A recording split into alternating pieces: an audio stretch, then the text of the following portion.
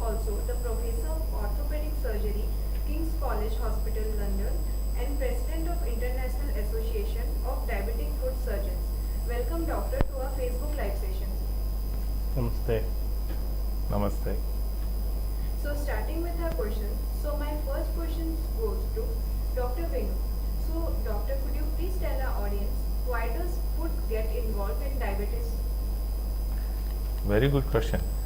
So, diabetes affects the nerves in the body, the circulation, and even the general resistance, immunity. So, the nerves that are most vulnerable to get affected with diabetes are in the foot. They're called peripheral nerves. So, the nerves are responsible for providing sensation, protecting from injuries by giving the sensation of pain, the touch sensation, and also help the muscles function, move the leg, move the foot. So all of those get affected. And also the blood circulation, the vessels also get affected. Yes, the vessels of many organs in the body get affected too, like the kidneys or even heart. But because the leg, the foot is furthest away from the heart, the foot affection tends to be the highest. So foot circulation gets affected, foot nerves get affected, and general resistance, immunity is also reduced. So as a result, the foot in diabetes becomes really vulnerable to develop infections because of the muscle involvement from the nerves. The foot shape can change, can get twisted, and occasionally bones also get damaged, giving deformed feet which can develop infections, ulcerations, and even amputation. Yes, there are multiple reasons why the foot get affected, but these are the main ones. So my next question is to Dr. Srinivas. So how can we get wounds healed faster? So, yeah, like Dr. Venu said, there are a couple of things that happen in a diabetic foot or in a diabetic person to develop a foot wound. The nerves get affected, so sensation in the feet reduces, and then as part of that process called neuropathy, or as part of the loss of the protective sensation. So if you walk barefoot on the sand in the summer, or outdoors, or on the seashore when you go for a holiday, you tend to get burn injuries. Similarly, there's something called pressure injuries that happen from inside out, and these lead to areas of high pressure in the sole of the foot, and they are called calluses. That is how the problem or the non-healing wound starts. And then the other thing Professor Venu just told is that there is poor circulation in the feet. So if you want to get your wounds healed faster, you need to give rest to the leg, or in other words, in technical terms we would call it offloading. So that can be by modifying your shoes, by putting you into cement or plaster casts, or give specialized shoes to get these wounds healed. So offloading is one measure that we do. When there's a poor circulation, you add medications which will improve the blood circulation, which will prevent further clotting inside the blood vessels. You will also try and do something like a balloon procedure, or which is called an angioplasty procedure, or an open bypass surgery like in the heart bypass. You could do a leg bypass procedure to improve the circulation. If the circulation is good and you have given adequate rest to the limb, then most of and the infection in the wound is taken care of, then most of your wound would heal faster. So coming towards the next question. So Dr. Venu, could you please tell us why do diabetic feet get twisted and deformed? Another interesting question. So patients with this nerve problem, the peripheral neuropathy, develop muscle imbalance. The nerves are important for muscles to function normally. As the nerves get damaged, the muscles also get damaged. So as a result, there is an imbalance between the muscles. One side muscles may remain normal, other side, the nerves can become very weak as the muscles become very weak. As a result, the foot starts getting twisted. And also in people with diabetes and with neuropathy, they can develop sudden condition called Charcot foot, where the bones literally get disintegrated and fragmented in the foot, and that results in dislodgement of the bones, so the foot gets really twisted, deformed, and again making the foot become vulnerable to develop ulceration, infection, and much bigger problems. So to summarize, in people with diabetes, mainly because of the neuropathy, the muscles develop massive imbalance. Some muscles get very, very weaker and get contracted and twist the foot, and sometimes the bones also get fragmented and disintegrated, resulting in a bad misshape. So, what new technologies can be used to fasten the wound healing? So yeah, we do have, like I said, first and foremost is we need to stick to our basics. We need to make sure that we give adequate rest to the wound bearing area, or by changing the shoe or putting them onto a cast, taking care of the infection by giving antibiotics and local bacterial ointments or antibacterial dressings to take care of the local infection. You need to measure out and try and see how we can improve the blood circulation. And once these three things are done, and then your wound still wouldn't heal fast, then that is when you need to switch on to advanced kind of technologies, which will the advanced kind of technologies can be either based on something which is put onto the wound, advanced dressings which will give a good, nice, moist environment to the wound, or you can push them to what is called oxygen based therapies. Oxygen can be delivered to the wound because oxygen is essential for wound healing. You can deliver oxygen either through localized oxygen, local topical oxygen therapies, or put them into chambers called closed chambers called hyperbaric oxygen, where the patient would breathe in 100% oxygen at a slightly higher atmospheric pressure. So what it does is, what the oxygen measures aim at is to improve the local oxygenation around the wound, so that the tissue perfusion increases, or the oxygenation around the tissue increases, and that leads to faster healing.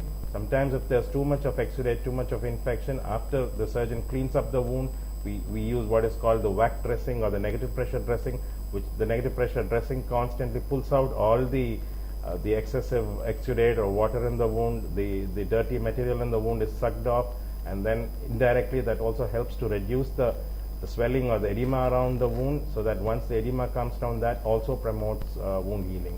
So these technologies, we do use advanced dressings, negative pressure, oxygen based treatments, and then we also use a lot of artificial skin products, artificial dressings, which would actually cover up large areas of wounds, particularly when the bones or tendons are exposed. You put the artificial substitutes, skin substitutes, and then they also hasten the process of wound healing.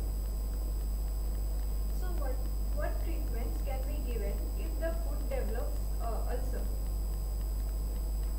Okay. Oh yes. If the foot develops ulceration, I think the first duty for the clinician is to do a thorough assessment, and this thorough assessment requires multidisciplinary input. But when it comes to the foot, you need to find out the reason why the ulcer has developed. Is that related to excessive pressure in that part of the foot, or is that related to circulation problem, poor circulation? So is that related to any penetrating injury, like stepping on a nail, then that ulcerated due to infection? So it's critical that we make a very thorough assessment. So depending on the cause for ulceration, the treatment is given. If it is due to a penetrating injury with local pus collection or infection, then it needs to be treated with surgery and clean up all of that procedure. If that ulceration is due to a vascular problem, as Dr. Srinivas mentioned earlier, so we need to improve the circulation through all the techniques Dr. Srinivas mentioned.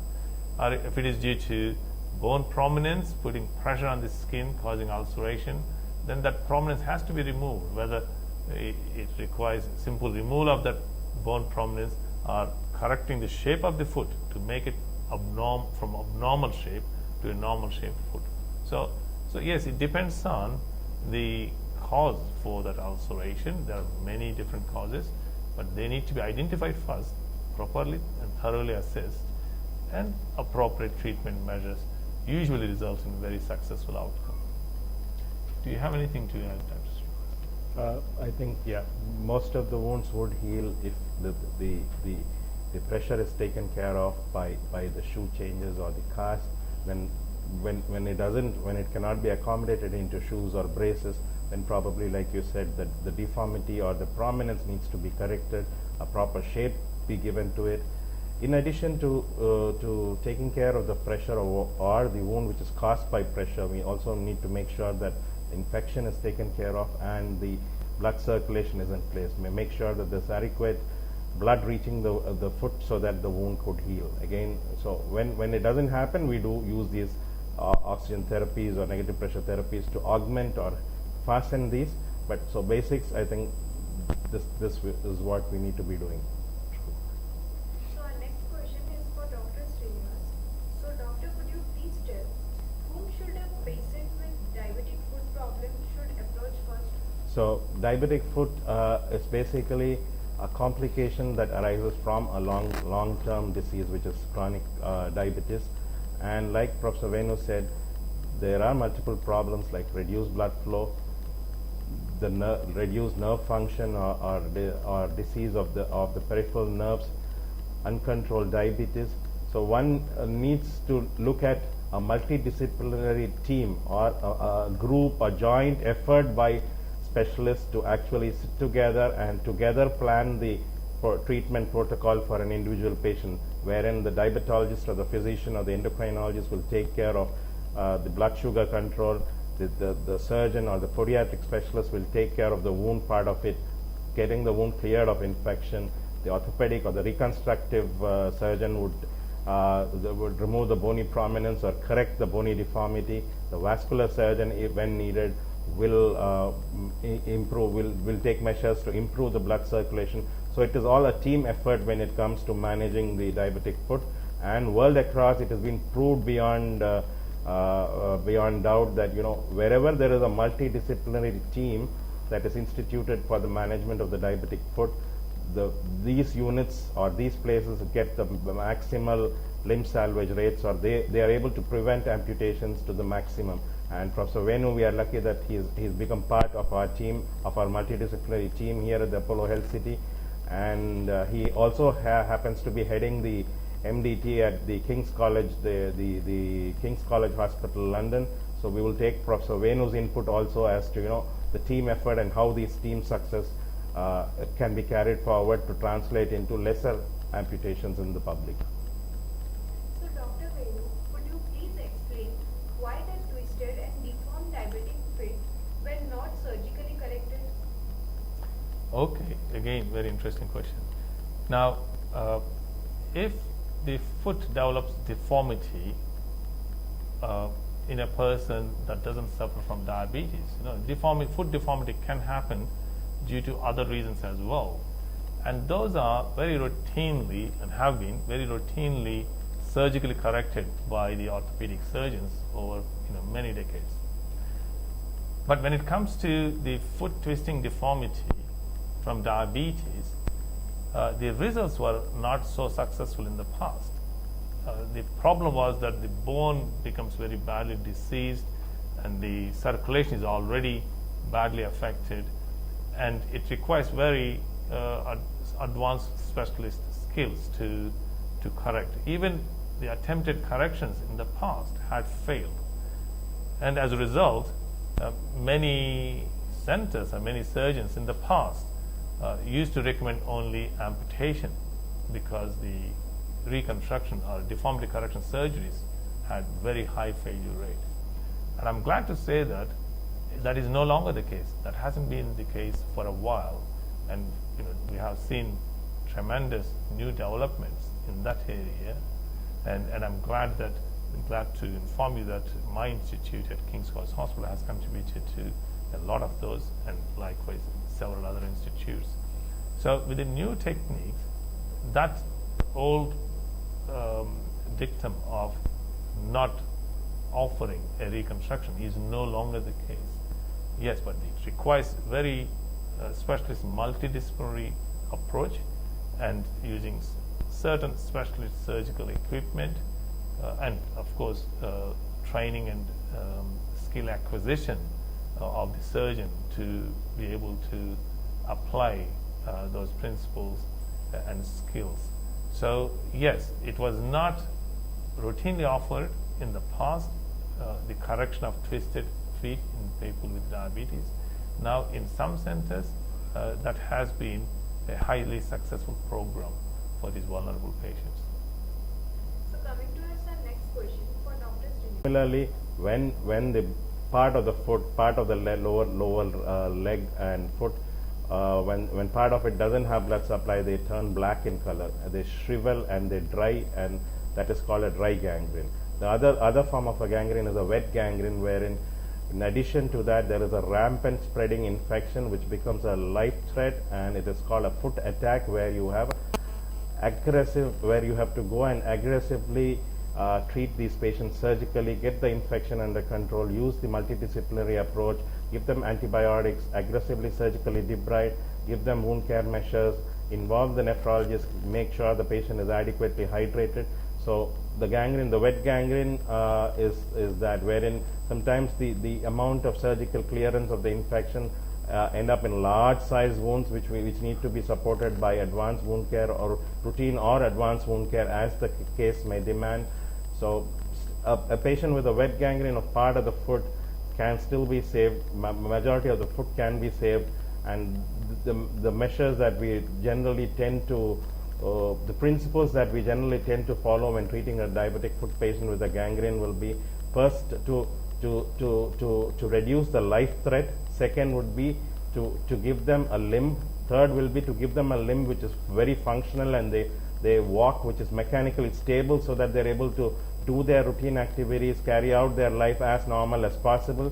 So the aim will be life saving first, limb saving second, and third will be to give a walkable foot or a biomechanically stable foot. So yes, a patient with gangrene can still be with limited resection or a limited amputation, which we call as limb saving surgery or conservative amputation. We still will be able to give them a large part of the foot which can be used for their routine ambulation purposes. So the answer is yes, we still can save these limbs. So our next question is for Dr. Venu. So how do you correct the twisted and deformed feet? Okay, right. The modern principles we use for correcting these twisted and deformed feet, they are now very well established, and it requires a very methodical approach. It's almost like rebuilding a tall structure, a tall building, from the scratch. So for that, you need to build the foundation part. You need to provide solid foundation, and then first floor, second floor, and third floor, and so on.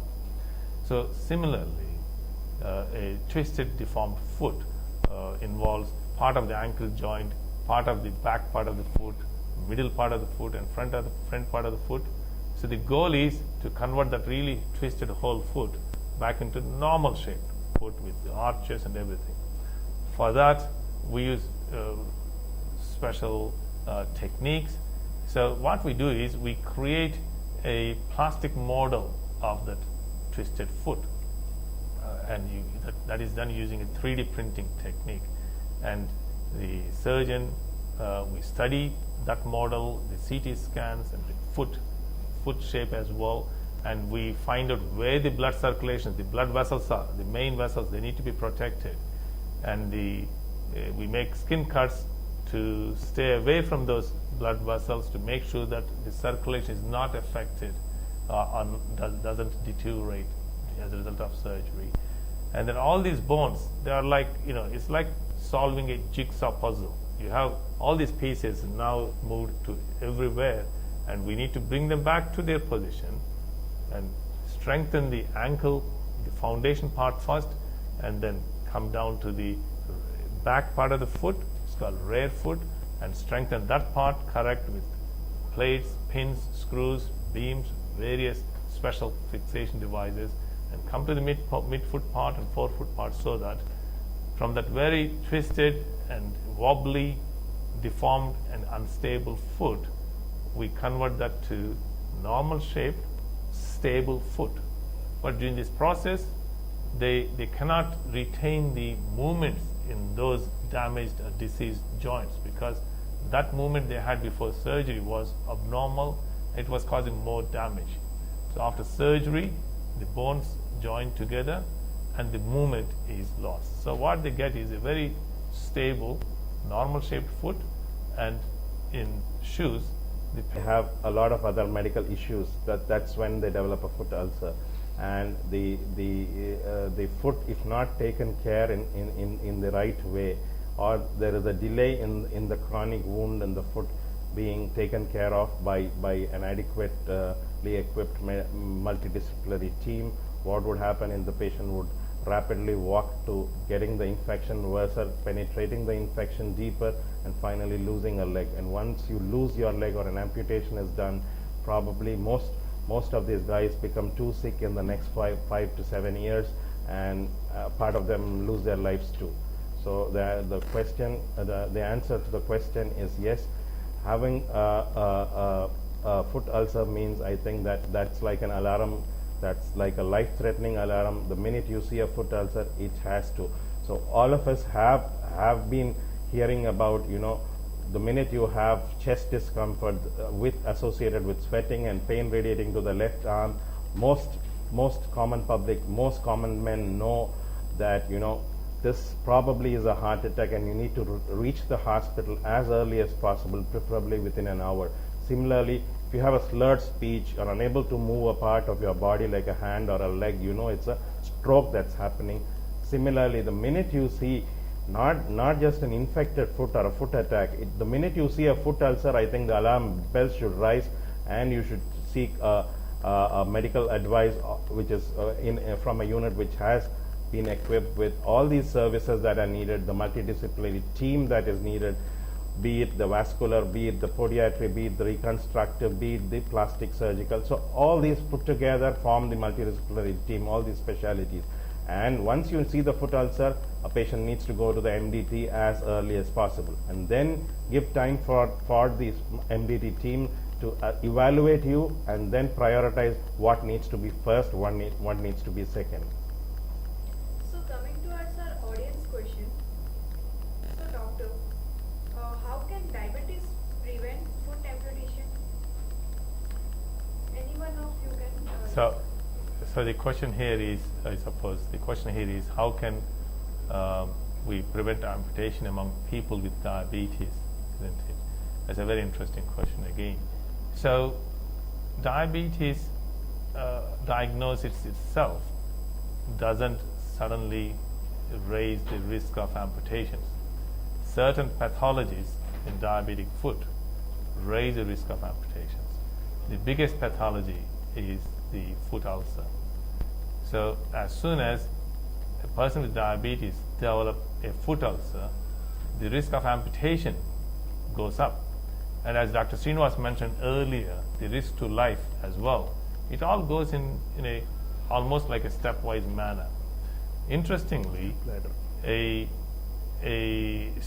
several studies have shown that a person with diabetes, as soon as the person develops ulceration, the mortality rate of that population with ulcers is about 25% within 5 years, which is very concerning, isn't it?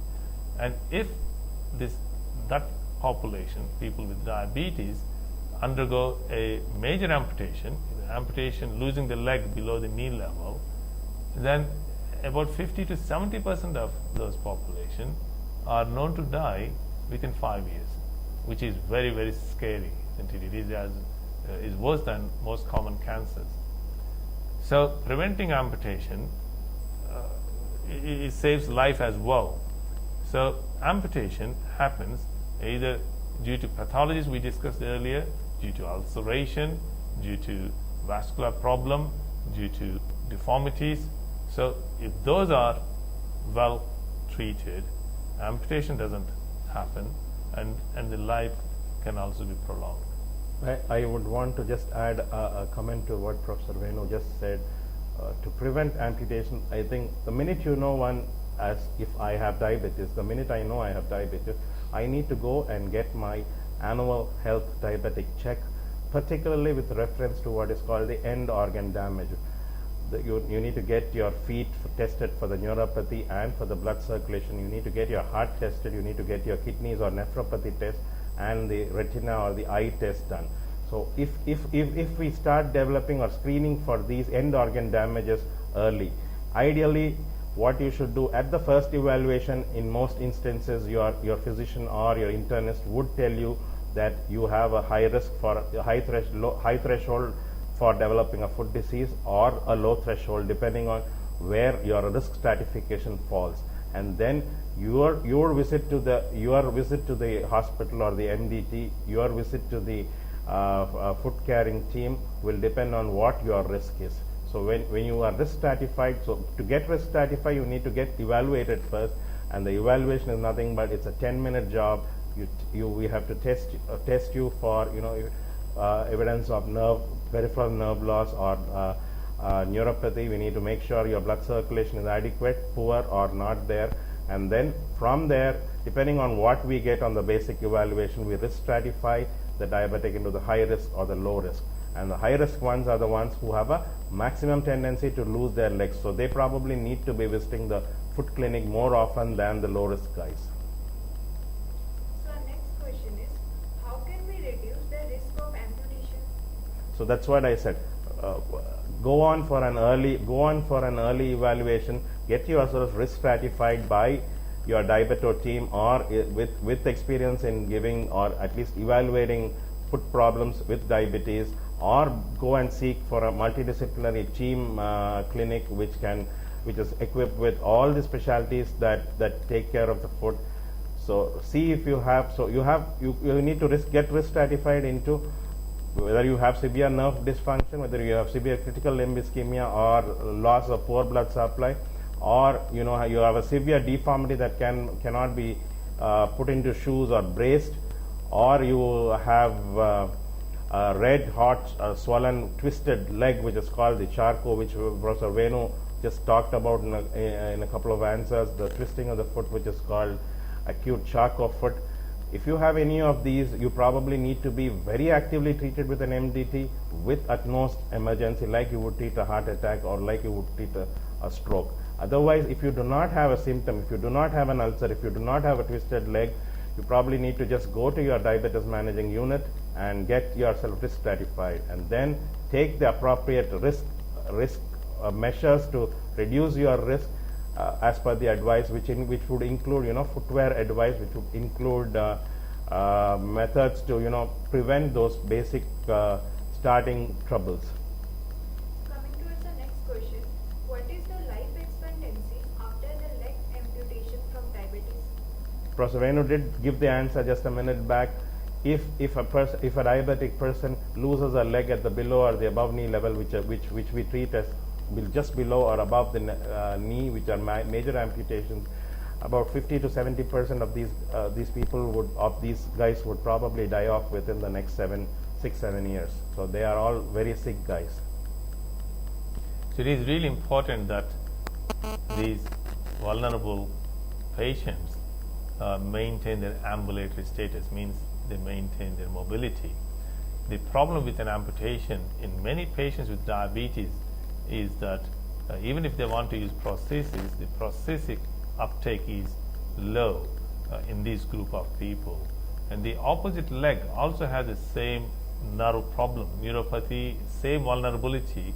And what happens is many of these patients soon develop problems in the opposite limb, and same chain of events, infections, ulcerations. So these repeat episodes affect their heart, important organs. So the death happens due to from heart problems, or cardiac arrest related, or stroke related problem, and so on. So in these people, it is really critical that the mobility is maintained. So for that, if it is a correctable deformity, ulceration that can be corrected, and that is ideally offered, so that the people can keep walking, and that mobility reduces or protects the important organs. So that is the reason why people with diabetes have higher risk of mortality following a major amputation.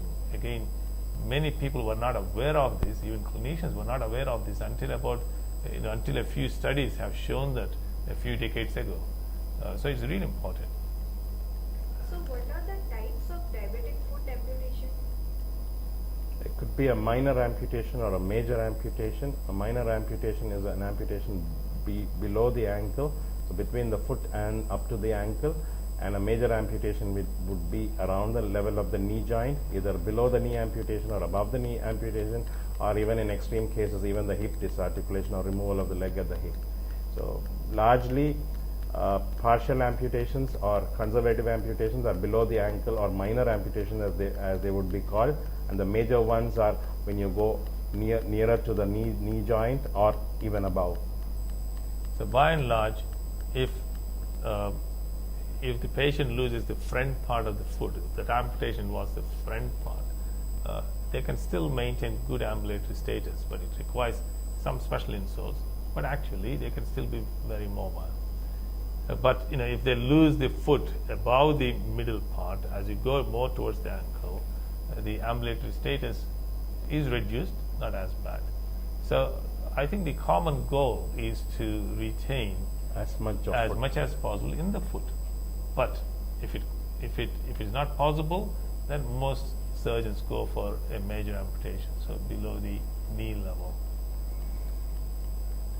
So doctor, what causes foot amputation? Yes, again, it can be due to ulcerations, infections, and which in turn can be due to deformity and circulatory problems. So it's really important that if there is a deformity, the footwear should perfectly match that deformed foot. So if there is a mismatch, you have a deformed foot, but if you use a normal footwear, there is a mismatch. So if you have a normal footwear and a normal shaped foot, the pressure distribution is over a very large area, so there is no pressure concentration. But if you have a deformed foot and a normal footwear, then the pressure is concentrated in one area, and that results in ulceration. So when it comes to the foot, it is critical that any sources of pressure ulcerations have to be avoided or have to be rectified. So by providing appropriate footwear, improving the circulation, correcting any infection-related problems, maintaining the diabetic control perfectly. So, and that will allow foot amputations. So how do you know if your foot needs amputation? That is a decision which your clinician, which your treating surgeon, or which your treating MDT will decide. Usually, a decision to take an offer of an amputation as a treatment will happen if there is so much of infection in the body which is threatening the life, which is there so much of deformity which cannot be corrected through routine surgical means or even advanced surgical means, and when the circulation is too bad that there is a gangrene or death of tissue and a revascularization or improving blood circulation is not possible. In those instances, a call for an amputation may be taken. So it is to save life is given priority, isn't it? Yes. To save the life, sometimes one has to do an amputation. But if the amputation becomes necessary, again, the doctors, the multidisciplinary doctors team, will be able to make that decision.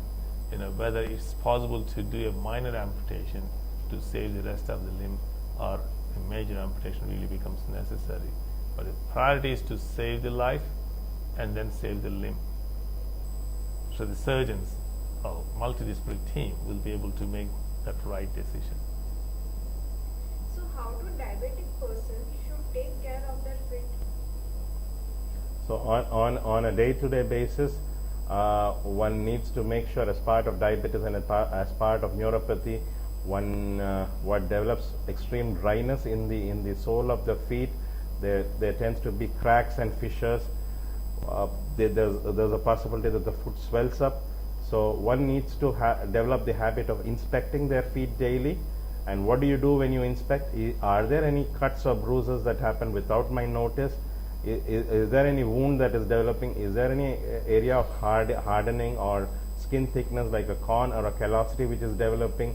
Make sure you look between the toes and make sure that there is no fungal infection, because in our country we do have a lot of tropical climate. We are a warm country, so we have a predisposition to fungal infection in the intertrigo areas or between the toes. So clean up and dry between the toes daily. Apply a good nice moisturizer to prevent the dryness. The best time to use a moisturizing cream will be immediately after bath and wiping off with a towel. Inspect the feet for any new swelling, any new cut, bruise, color change. So making sure you cut the nails straight across and not in a curved fashion. Make sure you buy a good nice fitting shoe. An ideal diabetic shoe or footwear should be something which has a very wide toe box. The tips of the toes should not cramp together. It should not be narrow like a footballer's shoe. It should be as wide as possible to freely accommodate all the entire swelling. The best time to buy your shoe would be towards the late afternoon, because all of us, as we get up in the morning, do our activities, by mid-noon or early evening, the foot can swell up naturally. All of us do have the volume of the foot changes from the morning to evening. So the right time to buy a shoe would be towards early evening, say 4 p.m. or 5 p.m., wherein the foot will be at its maximal size, and the footwear that you go to buy could be well accommodating even your naturally happening maximal volume of your foot. And make sure there is a counter in the heel, which is called a heel counter, so that the heel is protected. So these are the guidelines on taking care on a daily basis. And then, like I mentioned earlier, make sure that you get tested for neuropathy and vasculopathy and retinopathy. That end organ damage should be tested at least annually once. So doctor, what is the fastest way to heal a foot? To heal a foot ulcer. So yes, the fastest way is actually it requires very thorough assessment. Foot ulcer can be as a result of many causes in a person with diabetes. It could be related to again pressure point loading in that area, too much pressure due to bone prominence, due to muscle imbalance, due to deformity. The toes can develop curly shape, and that puts pressure underneath the ball of the front of the foot, and so on. So it is also due to vascular problems. There can be a significant vascular compromise, and that can also result in ulceration. So again, occasionally it can be due to trauma, like any penetrating injury that can also introduce infection through that tiny wound, and that infection makes it become a big ulcer. So all these a thorough assessment, particularly in a multidisciplinary environment, will get to the bottom of the reason why this ulceration has developed, and then that needs to be addressed. And in fact, using the multidisciplinary approach, unlike in the past where predominantly solo clinicians used to provide the care, but using the multidisciplinary approach, the chance of achieving full ulcer healing has increased quite markedly, and I think that should become the standard of care in the current environment. So yes, those ulcers need to be thoroughly assessed, and based on the reason for that ulceration, if you provide specific appropriate treatment, the success rate is very high. So coming towards our last question, doctor, please tell our audience about the facilities provided at Apollo Hospital, Jubilee Hills. So at Apollo Hospital, Jubilee Hills, we already are running an advanced diabetes management program, which is called the Apollo Sugar. And as part of Apollo Sugar, what I mentioned of the in addition to the routine clinical prescription evaluation and prescription of diabetic medications to control the sugar, an aggressive search is made for the end organ complications, at least as mentioned by most world bodies like the ADA, the American Diabetes Association, or the EASD, the European Group for Study of Diabetes. The recommendation is that all these diabetics need be screened annually once for the end organ damage. Risk stratify, so we do risk stratify them put them into their risk categories, treat the high risk feet, make sure that they follow up with the MDT or the foot care team every quarter, and maybe even more frequently as required. Give an active foot service, or for people who have a what is called a foot attack, which can be an acutely swollen foot, which can be an acute infection which is so rapidly spreading that it threatens the life of the patient. It poses a damage to the other organs like the kidney or the lungs or the heart. So we try to, for the active foot disease, we have a hotline wherein the patients can come in and they get admitted through the emergency service, and they're immediately taken care of when they come in that emergency. For the chronic ones, the low risk ones, they are given adequate advice of how to take care of their feet on a daily basis. Give them the right kind of footwear advice. Give them the right kind of footwear. Then for the active ulcers, we institute what we talked of a couple of minutes back. We institute pressure relieving methods. We give them adequate footwear, sometimes specialized footwear to heal those wounds. To sometimes do use contact casts. And when they come with complicated wounds, we do tend to use the advanced wound technologies like the wound vac or the hyperbaric or oxygen-based therapies. And now, very recently, we have started the Center of Excellence, wherein a major part of it will be reconstructive surgeries, wherein we are going to correct the deformities in these feet. The deformities are quite a significant, and they're sequelae to the neuropathy. So deformity correction procedures. In addition, we are going to complement the deformity surgery with advanced wound healing options. So that's what we have started. Dear viewers, we have come to the end of our session and hope we have covered all aspects. If you still have more doubts, you can book an appointment with Dr. Srinivas S and Dr. Venu Kavarthapu and clarify your doubts. Thank you, doctor, for educating our audience in today's session. Thank you. Namaste. Thank you. Namaste. Thank you for joining us.